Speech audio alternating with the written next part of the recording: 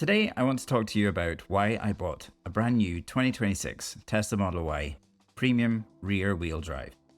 What I love about it, what I miss about my used Model Y, and whether this actually made sense. Now, I didn't expect to be making this video. If you've seen this channel before, you'll know I've been pretty consistent about one thing. Buying used makes the most sense. And honestly, I still believe that. My channel started because I bought a used 2022 Model Y, made a video about it on a whim, and it did far better than I ever expected. That one decision snowballed into test drives, comparisons, road trips, and somehow a YouTube channel that's now doing pretty well. So this isn't a U-turn, it's more of a fork in the road. Let's get this out of the way first. If you're watching this to see me say new is better, forget used. That's not happening. Used Teslas still offer insane value, and that won't change. Some of my most popular videos are about buying used and high mileage EV ownership, and that content isn't going anywhere. We still have our used Model 3 and loads more used EV content coming. But I'll be honest, the turning point might not have been entirely logical. Test driving the Model Y Performance planted a seed. Not because I wanted that car specifically, well I do, but because it showed how far Tesla had moved things along, with a longer test drive than my original old versus new video. It gave me more time to experience how much quieter and more refined it is, more time with the better suspension, and all round it's just more polished. It made my used Model Y feel older than it actually was, and that's when I started thinking, what if I don't go for the performance, but I take a little piece of what this new car offers? Before we get into things, I owe a few of you an apology. A while back, I talked about upgrading my Model Y's suspension to the Juniper setup. Then, reality stepped in. It was surprisingly tricky to find a garage willing to fit it properly. It's not complex, but Tesla is still unfamiliar to some. Then, I got distracted by changing jobs, life took over, and the plan quietly stalled. So I'm sorry if you were waiting to see that video. But there is good news. If you are interested, Cleveland EV have now started offering Highland and Juniper suspension upgrades, including supplying the parts and fitting them. So that option finally exists in a clean, easy, and affordable way. So why did new make sense this time? Here's the uncomfortable bit to say out loud. The channel now brings in a bit of extra income each month. Not life-changing money, but enough to justify staying closer to the cutting edge. That means covering software updates as they land, talking properly about full self-driving if that ever comes to the UK, reviewing changes as they happen, not a few years later. And importantly, I've already tested whether new car content works on this channel.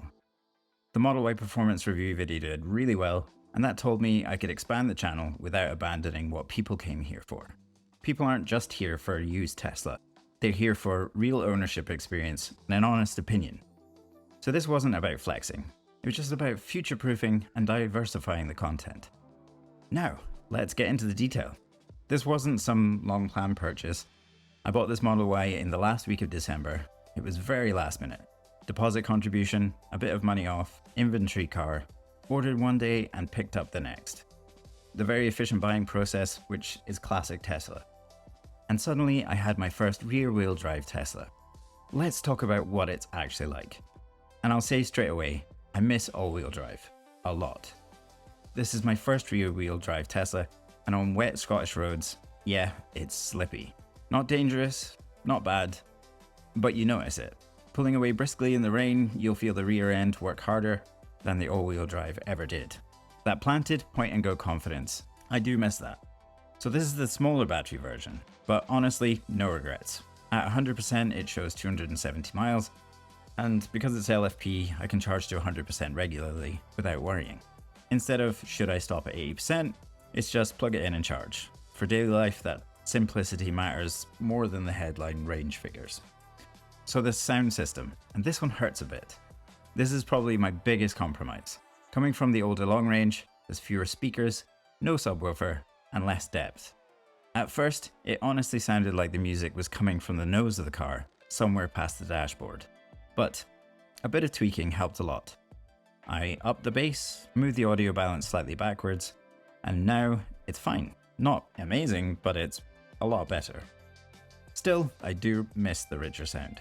Next, to the rear screen, and I was convinced that that would be a problem. I fully expected my daughter to be asking for Peppa Pig constantly, but nothing. My daughter hasn't asked for it once. She knows it's there, she just doesn't care. So far, it's been a complete non-issue, which surprised me. The one annoyance that I've not seen anyone else talk about, the front fender cameras. After about 600 miles, I've had to clean them about 4 or 5 times, because they keep getting covered in water while driving in the rain. Honestly, I can't remember doing that in my old Model Y. Whether it's airflow, body shape, or pure coincidence, I don't know. But it's annoying. And there are things I genuinely miss. The all-wheel drive confidence, the better sound system, and weirdly, not worrying. With a used car, every little mark doesn't matter. With a brand new one, you notice everything. That carefree feeling of, it's already got a few miles on it. Yeah, I miss that. So do I regret it? No, but I also don't think it's the right choice for everyone. This made sense for me right now. Because of the channel, because of the timing, because of the deal at the end of the year, and because I wanted to experience the Juniper platform properly. But if I was advising a friend purely on value, I'd say look at the used one first. So, what next for the channel? This isn't a pivot away from used content. Coming up, I have a proper review of this Model Y after a month of ownership, comparisons with used Teslas, the comparison between rear-wheel drive and all-wheel drive, and plenty more with our used Model 3. So, if you came for the honest real-world Tesla ownership, that's not changing. If you've owned a used Tesla and thought about going new, or gone new and missed your used model, I'd love to hear your experience. Drop a comment below, like the video if it helped, and if you're new here, welcome. This channel started with a used Tesla Model Y, and somehow it's ended up here. Thanks for watching, and I'll see you in the next one.